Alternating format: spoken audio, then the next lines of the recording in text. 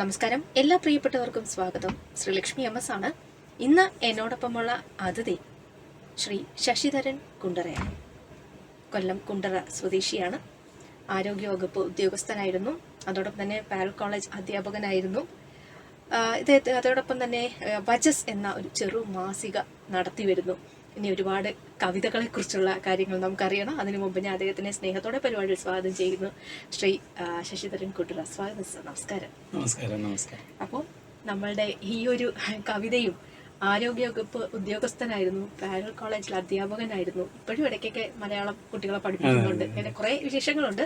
അപ്പോൾ നമുക്ക് ആദ്യം തന്നെ ഈ കവിതകളെ കുറിച്ചിട്ട്, എഴുതി തുടങ്ങിയതിനെ കുറിച്ചിട്ട് ഒന്ന് പറയാം അല്ലേ? എഴുതി തുടങ്ങിയത് യഥാർത്ഥത്തിൽ ഞാൻ ഒരു പ്രീ ഡിഗ്രി പഠിക്കുന്ന കാലയളവിലാണ്.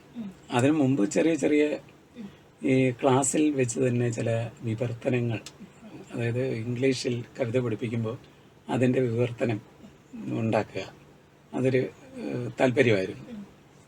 ഇത് പഠിക്കാനുള്ള ഒരു സൗകര്യവും കൂടെ ആയിരുന്നു. എന്നാൽ പിന്നീട് നമ്മൾ ഗൗരവമായിട്ട് പ്രീ ഡിഗ്രി കാലഘട്ടത്തിലും തുടങ്ങിയിട്ടില്ല. പക്ഷേ അന്നൊരു കവിത എഴുതിയിരുന്നു. അതൊരു നമ്മുടെ ഒരു സുഹൃത്തിൻ്റെ അച്ഛൻ്റെ പെരുമാറ്റം കണ്ടിട്ട് അതിലൊരു വിഷമം തോന്നിയിട്ട് ഉണ്ടാക്കിയ ഒരു കവിതയായിരുന്നു. അതൊരു ഒരു തുള്ളൽ പാട്ടിൻ്റെയൊക്കെ രൂപത്തിലാണ് ഉണ്ടാക്കിയത്. അത് ക്ലാസ്സിൽ തന്നെ പിടിക്കപ്പെടുകയും അങ്ങനെ അന്ന് മുതൽ കവി എന്നുള്ള പേരിൽ അറിയപ്പെടുകയും ചെയ്തു. അത് കഴിഞ്ഞിട്ട് പിന്നെ നമ്മൾ കുറച്ചുകൂടെയൊക്കെ ഗൗരവത്തെ വായന മെച്ചമായപ്പോൾ ഇങ്ങനെയൊന്നും അല്ല എഴുതേണ്ടത്, കുറേ കൂടെ മെച്ചമായിട്ട് നമ്മൾ നല്ല പദാവലികൾ ഉണ്ടാക്കുകയും അതുപോലെ തന്നെ വിവിധ കാവ്യ രൂപങ്ങൾ മനസ്സിലാക്കുകയൊക്കെ ചെയ്തപ്പോൾ അത് കുറച്ചുകൂടെ മെച്ചമായി. ഗൗരവത്തെ നമ്മൾ കവിതയെ സമീപിക്കാൻ തുടങ്ങി. അങ്ങനെ പിന്നെ തുടർച്ചയായിട്ട് എഴുതിക്കൊണ്ടിരിക്കുന്നു എന്നുള്ളതാണ്. അത് എപ്പോൾ എഴുതുന്നതെല്ലാം മെച്ചമാണെന്നല്ല, പക്ഷേ പഴയതിനേക്കാൾ കുറെ കൂടെ അത് നമ്മൾ കൂടുതൽ മെച്ചപ്പെടുത്താൻ ശ്രമിച്ചു. അതെ, അതുപോലെ തന്നെ അത് കൂടുതൽ ധ്യാനാത്മകമായി എന്ന് വേണമെങ്കിൽ പറയാം. അതായത് ഒരു വരുന്ന വഴിയിൽ അങ്ങ് എഴുതി പോവുകയല്ല, അതിനെ വീണ്ടും പരിഷ്കരിക്കാനുള്ള ശ്രമങ്ങൾ നടത്തുന്നു എന്നുള്ളതാണ്. സാർ, ഇപ്പോ 21 കഴിഞ്ഞ മാസം കൂടി ഒരു പുസ്തകം പ്രസിദ്ധീകരിച്ചിരുന്നു. അതെ, അതിനെ കുറിച്ചിട്ടൊന്ന് പറയാമോ? അത് ജലപ്പരപ്പിലെ എഴുതാപ്പുറങ്ങൾ എന്നാണ് പുസ്തകത്തിന്റെ പേര്. എൻ്റെ പല പുസ്തകങ്ങളുടെയും പേര് അതിനകത്ത് തന്നെ ഉൾപ്പെടുന്ന ഒരു കവിതയുടെ പേരായിരിക്കില്ല. ഇതും അങ്ങനെ തന്നെയാണ്. അത് ഞാൻ ഈ കവിതകൾ തിരഞ്ഞെടുക്കുമ്പോൾ, ഒരു പുസ്തകമാക്കാം എന്ന് പറഞ്ഞ് തിരഞ്ഞെടുക്കുമ്പോൾ അതിനകത്ത് ജലം ഒരു വിഷയമായിട്ട് വന്നു. പലതിലും അങ്ങനെ ഉണ്ട്. അപ്പോൾ പിന്നെ ആ തരം രചനകൾ മാത്രമായിട്ട് ഒന്ന് സമാഹരിച്ചെടുത്തിട്ട്, എല്ലാം വന്നിട്ടില്ല, പക്ഷേ അത് കുറച്ച് സമാഹരിച്ചെടുത്തിട്ട് ഒരു 40 രചനകൾ അത് ചേർത്ത് ഒരു പുസ്തകമാക്കി. അന്നേരം അതിനൊരു പേരിടാനായിട്ട്, അപ്പോൾ ആദ്യം ഞാൻ എറിച്ചി വെള്ളം എന്നും പറഞ്ഞാണ് ഒരു പേരിട്ട് വെച്ചിരുന്നത്. പക്ഷേ അത് പലരും, എൻ്റെ സുഹൃത്തുക്കൾ തന്നെ പലരും പറഞ്ഞു അതത്ര പോരാ, മെച്ചമല്ല, അത് ആളുകളെ തെറ്റിദ്ധരിക്കുക ആ പേര്, അതുകൊണ്ട് അത് വേണ്ട എന്ന് പറഞ്ഞു. അങ്ങനെയാണ് പിന്നെ പല പേരുകൾ ഇങ്ങനെ ആലോചിച്ചാണ് 2 പദങ്ങൾ ചേർത്ത് ജലപ്പരപ്പിലെ എഴുതാപ്പുറങ്ങൾ എന്ന് പറഞ്ഞ് ഒരു, അതായത് നമ്മൾ എത്ര എഴുതിയാലും, എത്രയോ കവികൾ ഒരേ വിഷയത്തിൽ തന്നെ എത്രയോ കാലമായി എഴുതുന്നു, എന്നാലും ഇനിയും അവശേഷിക്കുന്നു, ഇനിയും കിടക്കുകയാണ് എന്നാണ്. ഒരേ അനുഭവത്തെ തന്നെ പല തരത്തിൽ സമീപിക്കുന്നു എന്ന് പറയുന്ന പോലെ തന്നെയാണ് കവിതയുടെ. സാറ് മലയാളത്തിൽ PG നേടിയ അതെ SN കോളേജിലായിരുന്നു പഠനം. പൊതുവേ നമുക്കറിയാം SN കോളേജ് എന്ന് പറയുന്നത് തന്നെ ഒരുപാട് മഹാരഥന്മാരുടെ അല്ലേ കലാലയമാണ്. അത് സാറിനെ എത്രത്തോളം സ്വാധീനിച്ചിട്ടുണ്ട് ഈ കോളേജും അവിടുത്തെ ആ ഒരു വിദ്യാർത്ഥികളും കൂട്ടായ്മകളും അധ്യാപകരും ഒക്കെ? തീർച്ചയായിട്ടും. അന്ന് നമ്മൾ അത്രമാത്രം ഈ മെയിൻ സ്ട്രീമിലോട്ട് വരുന്ന ഒരു വിദ്യാർത്ഥി ആയിരുന്നില്ല. പക്ഷെ അവിടെ നല്ല അധ്യാപകരുടെ ഒരു സാന്നിധ്യം, KP അപ്പൻ സാറുണ്ട്, പ്രയാർ പ്രഭാകരൻ സാറുണ്ട്, അതുപോലെ PO പുരുഷോത്തമൻ, കല്ലട രാമചന്ദ്രൻ, പിന്നെ പുന്നറ സരസ്വതി ടീച്ചർ, ഇങ്ങനെ കുറേയധികം ആളുകൾ. അവരുടെ എല്ലാവരുടെയും ക്ലാസ്സുകൾ വ്യത്യസ്തമാണ്, ഒന്നിനൊന്ന് മെച്ചമാണ്. അവരെല്ലാം പ്രധാനമായിട്ടും ഈ സാഹിത്യ മണ്ഡലങ്ങളിലും കൂടെ നിൽക്കുന്നവരാണ്. അതുകൊണ്ട് ആ തരം ക്ലാസ്സുകൾ നമുക്ക് ഒരുപാട് പ്രയോജനപ്പെട്ടു എന്നുള്ളത് വാസ്തവമാണ്. തന്നെയല്ല, ഞങ്ങൾ ഈ മലയാളം ഐച്ഛികമായിട്ട് എടുത്ത് പഠിക്കുന്നവരെ സംബന്ധിച്ച് അത്തരം അന്വേഷണങ്ങൾ ഉണ്ടാവുമല്ലോ. സുഹൃത്തുക്കളും നല്ല കവിതാ വായന, കവിത മാത്രമല്ല വിവിധ തരം സാഹിത്യ ശാഖകൾ കൈകാര്യം ചെയ്യുന്നവർ, ചിത്രകലയായിട്ട് ബന്ധപ്പെട്ടവർ, അങ്ങനെയൊക്കെയുള്ള ധാരാളം സുഹൃത്തുക്കളും ഉണ്ടായിരുന്നു. തന്നെയല്ല കോളേജ് പൊതുവെ അങ്ങനെയുള്ള ഈ കലാപരമായിട്ടുള്ള കാര്യങ്ങൾക്കൊക്കെ വലിയ പ്രാധാന്യം കൊടുക്കുകയും എന്നാൽ വലിയ സമരങ്ങളുടെയും ഒക്കെ ഒരു കലാലയമാണ്. കലാലയം എപ്പോഴെങ്കിലും എഴുത്തിലേക്ക് തന്നെ അല്ലെങ്കിൽ ഒരു പ്രേരണയായിട്ടുണ്ടോ? കലാലയ ജീവിതം കവിതയ്ക്ക് ഒരു പ്രേരണയായിട്ടുണ്ടോ എന്ന് ചോദിച്ചാൽ അത് ഒരർത്ഥത്തിൽ പ്രേരണയായിട്ടുണ്ട്. കാരണം കോളേജിൽ എല്ലാ വർഷവും കോളേജ് മാഗസിൻ ഇറങ്ങുമല്ലോ. ഈ മാഗസിൻ വരുമ്പോൾ അന്നേരം മാഗസിന് കവിത വേണം, കഥ വേണം. അപ്പോൾ ഞാൻ 1ാം വർഷം ഡിഗ്രി ചേരുന്ന സമയത്ത് കവിതയും കൊടുത്തു, കഥയും കൊടുത്തു, രണ്ടും അച്ചടിച്ചു വന്നു. 2ാമത്തെ വർഷം ആയപ്പോഴേ അതിൻ്റെ ചുമതല വഹിച്ചിരുന്ന നമ്മുടെ സോമനാഥൻ സാറാണ്. സോമനാഥൻ സാറ് കാർട്ടൂണിസ്റ്റും ചിത്രകാരൻ, അധ്യാപകൻ, പ്രഭാഷകൻ, അങ്ങനെയൊക്കെ വിവിധ രംഗങ്ങളിലുള്ള ആളാണ്. അദ്ദേഹം അന്നേരം പറഞ്ഞു മാറ്ററുകളൊക്കെ കുറവാണ്, അപ്പോൾ അതുകൊണ്ട് ഇയാൾ എന്തെങ്കിലും നന്നായിട്ട് എഴുതിക്കൊണ്ട് വരും എന്ന് പറഞ്ഞു. അങ്ങനെ ഞാൻ ദീർഘമായ ഒരു കവിത കൊടുത്തു. ഏതാണ്ട് 330-ലധികം വരികളുള്ള ഒരു കവിത കൊടുത്തു എന്ന്. അത് ഇതിനു വേണ്ടി അങ്ങ് എഴുതി പോയതാണ്. അപ്പോൾ അത് അങ്ങനെ ഒരു സഹായമായി. അവസാന വർഷവും അതുപോലെ തന്നെ ഒരു കവിത കൊടുത്തിരുന്നു. ഓർമ്മയെന്ന് പറയുന്നൊരു കവിതയാണെന്നാണ് എൻ്റെ ഒരു ഓർമ്മ. കവികൾക്ക് പെട്ടെന്നാണ് ചില സാഹചര്യങ്ങൾ കവിതയായി മാറുന്നത്. തീർച്ചയായിട്ടും. സാറിന് അത്തരത്തിൽ എത്ര കവിതകൾ ഉണ്ടായിട്ടുണ്ടാകും അല്ലെങ്കിൽ ചെയ്തിട്ടുണ്ടാവും? പെട്ടെന്നുണ്ടാകുന്നു എന്ന് പറയുമ്പം പെട്ടെന്നായിരിക്കും ഒരു കാവ്യ വിഷയമായി അത് ഉള്ളിലേക്ക് എടുക്കുന്നത്. അത് തന്നെ പെടുന്നതിന് ഒരു കവിത ആവണമെന്നില്ല. ചിലപ്പോൾ കുറേ നാൾ മനസ്സിൽ ഇങ്ങനെ കൊണ്ട് നടന്നിട്ടായിരിക്കും കവിത ആവുന്നത്. അതെ, പോളിഷ് ചെയ്ത് അല്ലെങ്കിൽ തന്നെ അത് ഒരു കവിതയാകാമോ, അല്ലെങ്കിൽ കവിതയിലേക്ക് അത് എന്തോ തടസ്സം സൃഷ്ടിച്ച് ഇങ്ങനെ നിൽക്കും. പിന്നെ വേറെ ഏതെങ്കിലും ഒരു സാഹചര്യത്തിൽ അത് കവിതയായിട്ട് വരും. അന്നേരം ഈ വിഷയം തന്നെ ആയിരിക്കും. അല്ലാതെ പെടുന്നതിനെ ഉണ്ടായിട്ടുള്ളതുണ്ട്. ഉദാഹരണത്തിന് ഞാനും എൻ്റെ ഒരു സുഹൃത്തൂടെ ഇങ്ങനെ വരുന്നു, ഒരു ജംഗ്ഷനിൽ വന്ന് ഇറങ്ങി ഇങ്ങനെ നിൽക്കുന്നു. അപ്പോൾ ഒരാൾ നെറ്റിപ്പട്ടം ഈ തലയിൽ നിരപ്പെ വെച്ചിട്ട് ഇങ്ങനെ ക്രോസ് ചെയ്യാനായിട്ട് നിൽക്കുകയാണ്. എന്നിട്ട് ക്രോസ് ചെയ്യുന്നു. അപ്പോൾ ഞാൻ എൻ്റെ സുഹൃത്തിനോട് പറഞ്ഞു, അയാൾ നല്ല വായനയുള്ള ആളാണ്, ഇംഗ്ലീഷ് അധ്യാപകനാണ്.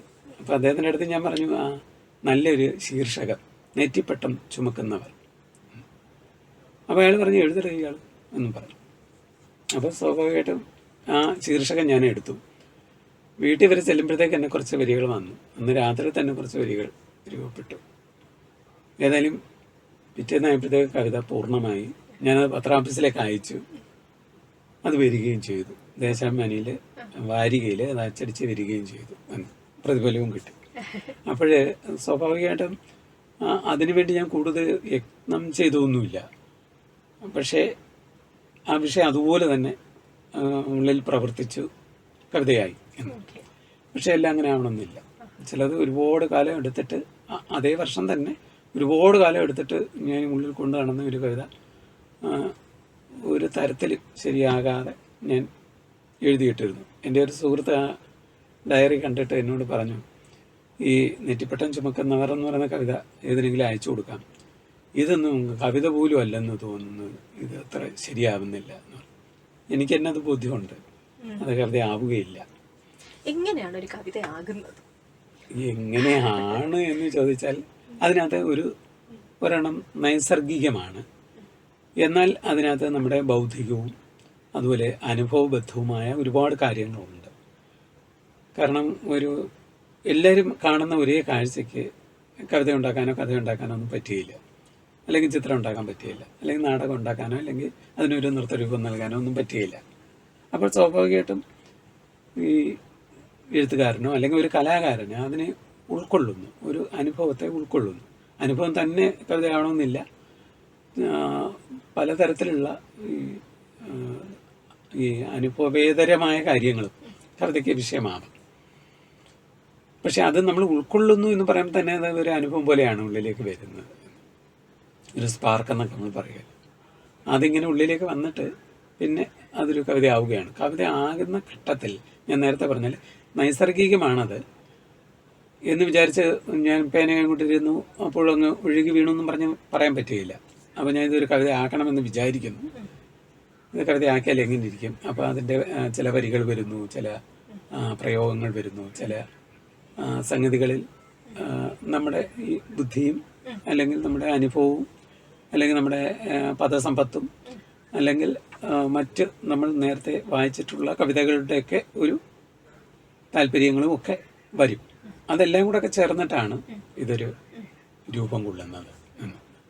അതുകൊണ്ട് കവിത എങ്ങനെ ഉണ്ടാകുന്നെന്ന് ചോദിച്ചാൽ നമ്മൾ പറയും ഒരു പൂ വിരിയുന്ന പോലെ അല്ലെങ്കിൽ കിളി പാടുന്ന പോലെ, ലൈല പൊഴിയുന്ന പോലെ. ഒരു കവിയെ കണ്ടാൽ നമ്മൾ ചോദിക്കും, ഒരു രണ്ടില ഒരു പൂവ് കവിത ഉണ്ടാക്കാൻ പറ്റുമോ?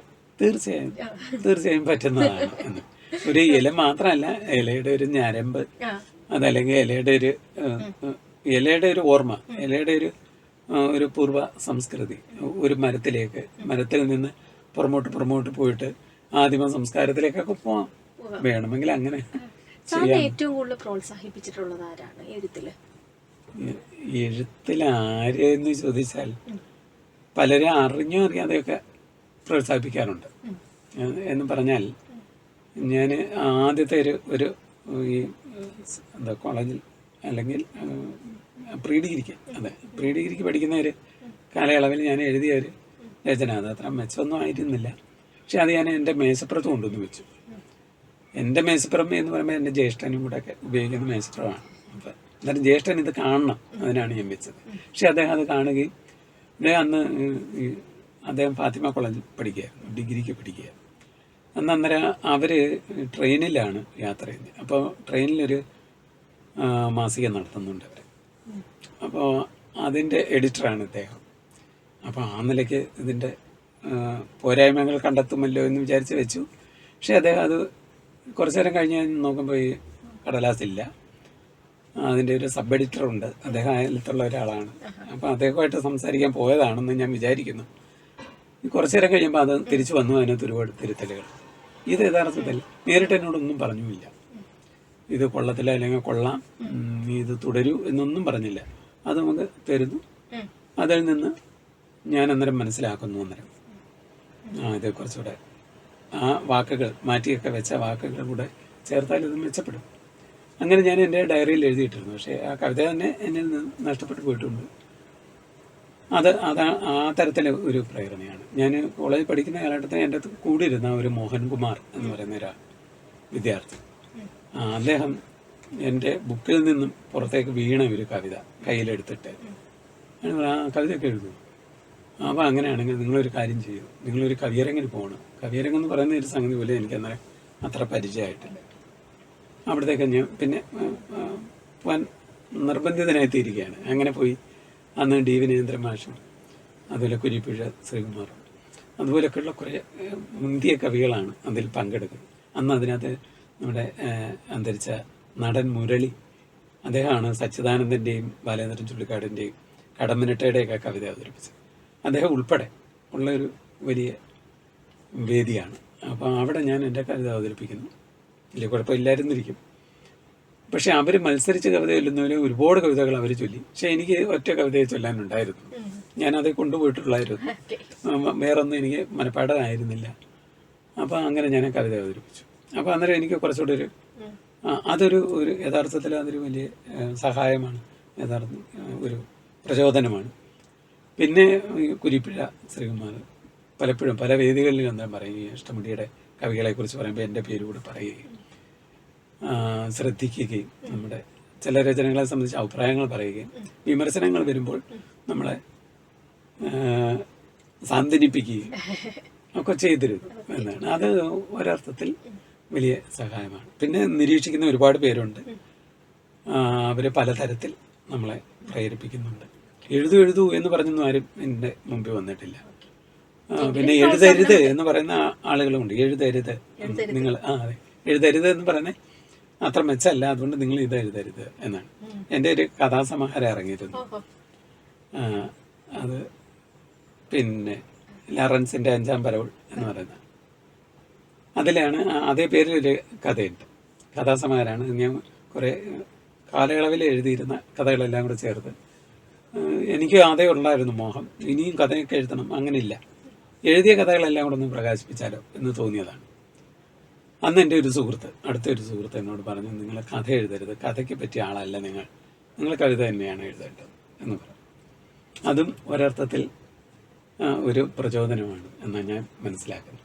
കാര്യം അങ്ങനെയൊക്കെ നിരീക്ഷിക്കാനും വിമർശിക്കാനും, വിമർശനം ഉണ്ടായിട്ടുണ്ട്. കോളേജിൽ പഠിക്കുന്ന കാലഘട്ടത്തിൽ തന്നെ നമ്മുടെ എം കൃഷ്ണൻ നായരുടെ സാഹിത്യഭാര ഫലത്തിൽ അന്ന് എൻ്റെ ഒരു കവിതയെക്കുറിച്ച് പിന്നീട് കവിതയിലോട്ട് തന്നെ കഥ എഴുതുന്നത് പിന്നെയൊക്കെ എഴുതുമായിരുന്നു. പക്ഷെ അത് ഒരു പ്രധാനപ്പെട്ട കാര്യം. ചിലത് കവിതയിൽ പറയാൻ പറ്റത്തില്ല നമുക്ക്. കവിതയിൽ കൂടുതൽ ഈ വൈകാരിക അംശവും ഒക്കെ ഏറി നിൽക്കുന്നതാണ്. വിശകലനം ചെയ്യാൻ പലപ്പോഴും പ്രയാസമാണ്. പക്ഷെ ഒരു കഥയിലാകുമ്പോൾ നമുക്ക് അങ്ങനെ ചില വിശകലനങ്ങൾ അതെ അതെ അതെ അങ്ങനെ ഒരു സാധ്യതയുണ്ട്. കൂടുതൽ ആശയങ്ങളിലേക്ക് കൊണ്ടുപോകാനൊക്കെ സാധിക്കും. സാറിനെയോ ഇപ്പൊ ഈ പറയുന്നത് പോലെ ഒരുപാട് മൊത്തം എത്ര കവിതകളായിട്ടുണ്ടാവും സാർ? ഞാൻ ഈ എണ്ണി നോക്കിയിട്ടില്ല. അന്ന് എങ്കിലും ഒരു 500-ന് മേൽ കവിതകൾ ഉണ്ട്. ഏറെ ശ്രദ്ധിക്കപ്പെട്ട അല്ലെങ്കിൽ ഒരുപാട് പേര് നല്ലൊരു അഭിപ്രായം പറഞ്ഞത് ഏതിനായിരിക്കും? അങ്ങനെ അഭിപ്രായം പറഞ്ഞ കവിതകൾ ഇല്ലെന്ന് തന്നെ പറയാം.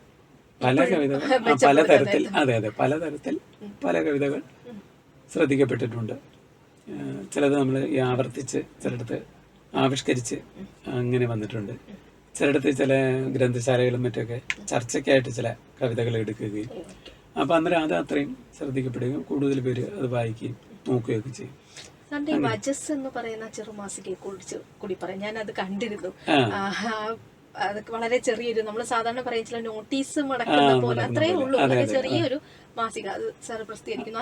അതെങ്ങനെയാണ് നമ്മളിലേക്ക് എത്തുന്നത്? അതിന്റെ കുറിച്ച് വിവരം കൂടെ പറയും. അത് യഥാർത്ഥത്തില് അത് ഈ കുട്ടികൾക്ക് വേണ്ടി, അതായത് കോളേജ് വിദ്യാഭ്യാസം ചെയ്തുകൊണ്ടിരിക്കുന്ന മലയാളം ഐച്ഛികമായിട്ടൊക്കെ എടുത്ത് പഠിക്കുന്ന കുട്ടികൾക്ക് അവരുടെ രചനകൾ പ്രകാശിപ്പിക്കാനുള്ള ഒരു വേദി എന്നുള്ള നിലയിലായിരുന്നു ആദ്യം തുടങ്ങിയത്. അത് ശാസ്താംകോട്ട DB കോളേജിലെ കുട്ടികളെയായിരുന്നു പ്രധാനമായിട്ടും കണ്ടിരുന്നത്. അങ്ങനെ കുറേയധികം കുട്ടികൾ അതുമായിട്ട് സഹകരിച്ചു. പിന്നീട് അധ്യാപകർ പലരും രചനകൾ തന്നു. പിന്നെ അല്ലാത്ത നമ്മൾ പുറത്തുനിന്ന് തന്നെ രചനകൾ ധാരാളം സ്വീകരിച്ചു. അങ്ങനെ അതൊരു മാസികയായി രൂപാന്തരപ്പെട്ടു എന്ന് പറയാം. ആ മാസികം എന്നാണ് നമ്മൾ പറയുന്നത്. വജസ് മാസികം എന്നാണ്. വജസ് എന്ന വാക്കെന്ന്. അപ്പം മാസം തോറും ഇറങ്ങണമെന്നാണ് നമ്മുടെ ആഗ്രഹം. പലപ്പോഴും മാസം തോറും തന്നെ ഇറങ്ങിയിരുന്നു, ഒന്ന്. പക്ഷേ അങ്ങനെ പോലും പിന്നെ ഇറക്കാൻ പറ്റാതെ പല തരത്തിലാണ്. അതായത് നല്ല ഗൗരവമുള്ള രചനകൾ, ചെറിയ രചനകൾ കിട്ടാതെ വരിക, ചെറുതായിരിക്കുകയും വേണം. കാര്യം നമ്മുടെ ഇതിൽ ഉൾക്കൊള്ളണമല്ലോ എന്ന്. പിന്നെ നമ്മൾ അന്നേരം സ്പെഷ്യൽ പതിപ്പുകൾ തുടങ്ങി. പലതരത്തിൽ കഥാപതിപ്പ്, കവിതാപതിപ്പ്, പരിസ്ഥിതി പതിപ്പ്, പിന്നെ അതുപോലെ തന്നെ നമ്മൾ ചിത്രകലാപതിപ്പ് ഒരെണ്ണം ഇറക്കിയിരുന്നു. അതിനെക്കുറിച്ച് നല്ല അഭിപ്രായങ്ങൾ വന്നു. കാരണം ഒരു ലിറ്റിൽ മാഗസിനും ചെയ്യാത്ത ഒരു കാര്യമാണത് എന്ന് പറഞ്ഞു. പിന്നെ നമുക്ക് ചിലതൊക്കെ പറയാനുണ്ടല്ലോ, അത് പറയാനുള്ള ഒരു അങ്ങനെയാണ്. അത് ആമുഖം എന്നും പറഞ്ഞ് ഇങ്ങനെയായിരുന്നു അതിൻ്റെ ഒരു രീതി. അപ്പൊ അങ്ങനെ ആമുഖമായിട്ട് നമുക്ക് കുറച്ച് കാര്യങ്ങൾ പറയാൻ പറ്റും. ഓരോ വിഷയങ്ങളെടുത്ത് കൈകാര്യം ചെയ്തു. കായൽ വന്നു. ഒരിക്കൽ കായൽ പതിപ്പ് ഇറക്കി. പിന്നെ അതുപോലെ അങ്ങാടി പതിപ്പ് എന്ന് പറഞ്ഞൊരു പതിപ്പ് ഇറക്കി. അതൊക്കെ പലതരത്തിൽ ശ്രദ്ധിക്കപ്പെട്ടു. പലരും പലയിടത്ത് നിന്ന് അതിനെക്കുറിച്ച് അഭിപ്രായങ്ങൾ പറയുകയും അത് ഇപ്പോഴും തുടരുന്നുണ്ട്. പക്ഷെ അല്ലേ, തുടരുന്നുണ്ടെന്ന് പറയാം. വജസ് വല്ലപ്പോഴും മാസം തോറും എന്നുള്ളതാണ് ആഗ്രഹം അല്ലേ? അത് എന്തുകൊണ്ടാണ് അതിങ്ങനെ ഒരു മുടക്കം വരാനുള്ള കാര്യം? വിഷയദാരിദ്ര്യം എന്തായാലും ആയിരിക്കില്ലല്ലോ. അത് പ്രധാനമായിരുന്നു. എന്ന് പറഞ്ഞാൽ ഈ ചെറിയ രചനകൾ നമ്മൾ വിചാരിക്കുന്ന പോലെ അത്രയും കാമ്പുള്ള രചനകൾ കിട്ടുന്നില്ല എന്നുള്ളത് ഒരു പ്രധാനപ്പെട്ട കാര്യമായിരുന്നു. പക്ഷെ ഇപ്പോഴാണെങ്കിൽ രചനകളുടെ എല്ലാം സ്വഭാവം മാറി. അന്ന് ഈ സോഷ്യൽ മീഡിയ ഒന്നും അത്രമാത്രം സജീവമല്ല.